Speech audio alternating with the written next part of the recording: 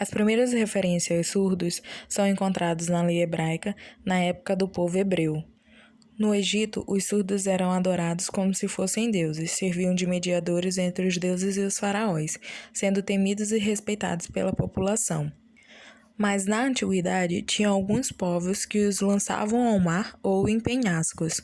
Sócrates, em 360 a.C., declarou que era aceitável os surdos se comunicarem com as mãos e o corpo. Os romanos, influenciados pelo povo grego, também viam os surdos como seres imperfeitos e os excluía da sociedade. John Beverley, em 700 d.C., foi o primeiro a ensinar uma pessoa surda a falar. Por isso, ele foi considerado por muitos como o primeiro educador de surdos. Porém, foi o monge Pedro Ponce de Leão que recebeu créditos como o primeiro professor para surdos ao desenvolver um alfabeto manual que ajudava os surdos a soletrar as palavras. João Pablo Bonetti, que era padre espanhol, que deu continuidade ao trabalho. Em 1712 foi criado em Paris por Charles Michel o primeiro Instituto Nacional de Surdos Mudo. Este instituto reconhecia a pessoa surda como um ser que tem a sua própria língua. Olá, tudo bom? Vou falar um pouco sobre a surdez no Brasil. A história da língua de sinais, a Libras, se mistura com a história dos surdos no Brasil. Até o século XV, os surdos eram mundialmente conhecidos como pessoas ineducáveis, que não poderiam ir à escola, que não poderia ter uma vida normal, que não poderia ter amigos. Mas a partir do século XVI, essa história começou a mudar. Começou lá da Europa e chegou até o Brasil. Teve início a luta pela educação dos surdos quando um francês chamado Edouard Huet, em 1857, chegou ao Brasil a convite de Dom Pedro II para fundar a primeira escola para surdos do país, chamada na época de Imperial Instituto Surdo e Mudo. Com o passar do tempo, o termo surdo-mudo saiu de cena, por ser um termo incorreto, mas a instituição insistiu e funciona até hoje com o nome Instituto Nacional de Surdos, a famosa INES. A língua de sinais foi criada junto com a INES, junto com uma mistura de língua de sinais francesa e com gestos que os brasileiros já usavam naquela época para se comunicar. Ela foi ganhando espaço pouco a pouco, mas em 1880 ela sofreu uma grande derrota. Um congresso sobre surdez em Milão proibiu o uso das línguas de sinais no mundo, acreditando que a leitura labial era a melhor forma de comunicação para os surdos. Esse fato não fez com que parassem de se comunicar por sinais, mas atrasou a difusão da língua do país. Os sinais de Libras é uma combinação de configurações de mão, movimentos e de pontos de articulação, locais no espaço ou no corpo onde os sinais são feitos também de expressões faciais e corporais que transmitem os sentimentos que para os ouvintes são transmitidos através da entonação de voz e juntos compõem as unidades básicas dessa língua. Assim, a Libras se apresenta como sistema linguístico de transmissão de ideias e fatos oriundos de comunidades de pessoas surdas no Brasil. Com a persistência do uso e uma crescente busca por legitimidade da língua de sinais, a Libras voltou a ser aceita. Mas a luta não parou por aí. Em 1993, uma nova batalha se iniciou, com um projeto de lei que buscava regulamentar o idioma, e quase 10 anos depois, em 2002, a Libras foi finalmente reconhecida como a língua oficial do Brasil. O Congresso de Milão foi a primeira conferência internacional de educadores de surdos.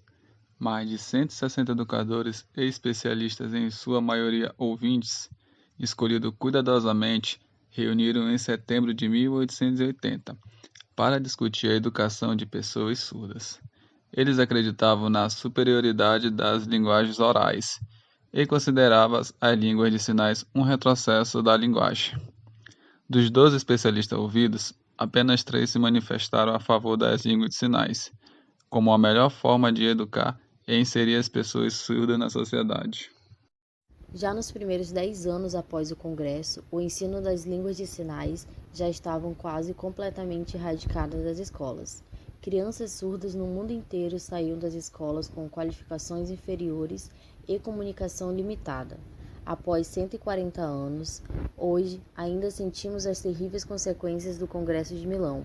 Línguas de sinais pouco difundidas no mundo, grande número de surdos não alfabetizados, surdos ocupando posições de baixo prestígio social, preconceitos e mitos em torno dos surdos, das línguas de sinais e da surdez. Vou falar um pouco sobre algumas pessoas importantes para a história dos surdos. O alfabeto manual de Libras teve origem ainda no Império. Foi criado pelo Charles Michel. Ele foi o fundador da primeira escola para deficientes auditivos em Paris e o precursor no uso das línguas de sinais. Jean Itard, nascido na Provença em 1774, foi o primeiro médico interessado pela surdez. Conhecido como educador dos surdos, conduzia experimentos com alunos surdos nas instituições em Paris, incluindo a aplicação de choques elétricos, terapia com sanguessugas, cirurgias de ouvido e vários tipos de medicamentos internos e externos. Foram inúmeras tentativas para restaurar a audição. Jean Massieu nasceu na França em 1772. Foi um dos primeiros educadores de surdos. Ajudou a desenvolver a primeira língua de sinais francesa formalizada, que foi posteriormente adaptada para a linguagem de sinais americana. Ele ensinou na famosa escola para surdos em Paris e dedicou sua vida à educação de crianças surdas. Mais tarde, ele fundou uma escola para surdos em Lille, na França.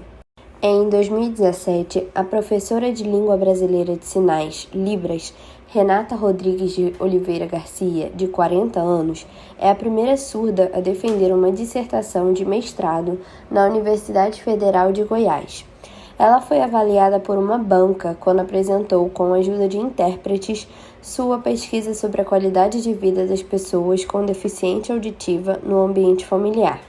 Renata, que foi a primeira aluna surda do programa de pós-graduação em Ciências de Saúde da Faculdade de Medicina de Goiás, se emocionou ao saber que foi aprovada.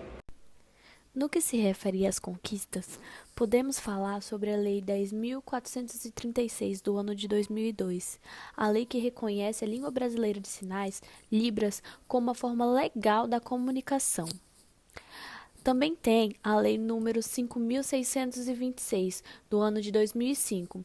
É a lei que exige o cumprimento da educação bilíngue, Libras e língua portuguesa na modalidade escrita. Por fim, temos a Lei número 12.319, do ano de 2010. É a lei que regulamenta a profissão de tradutor e intérprete de Libras. Apesar das inúmeras conquistas, ainda há muito o que se fazer. Há muitos espaços para ocupar e conquistar. Muitos locais, como escolas, hospitais, repartições públicas e empresas privadas, não estão preparados para oferecer um atendimento e um suporte humanizado aos surdos. A inclusão dos surdos no mercado de trabalho vai além de leis que amparam vagas exclusivas nas empresas para pessoas com deficiência. Temos que partir da educação básica de ensino brasileira, onde muitas escolas não possuem Libras na educação básica, assim refletindo no mercado de trabalho atualmente. Possibilitar que pessoas surdas se comuniquem e sejam entendidas é um dos primeiros passos para possibilitar a inclusão e promover a acessibilidade em qualquer ambiente. É através da Libras que as pessoas com deficiência auditivas podem se expressar. E por isso é fundamental que empresas, escolas e outros locais de acesso público contem com profissionais que saibam utilizá-la.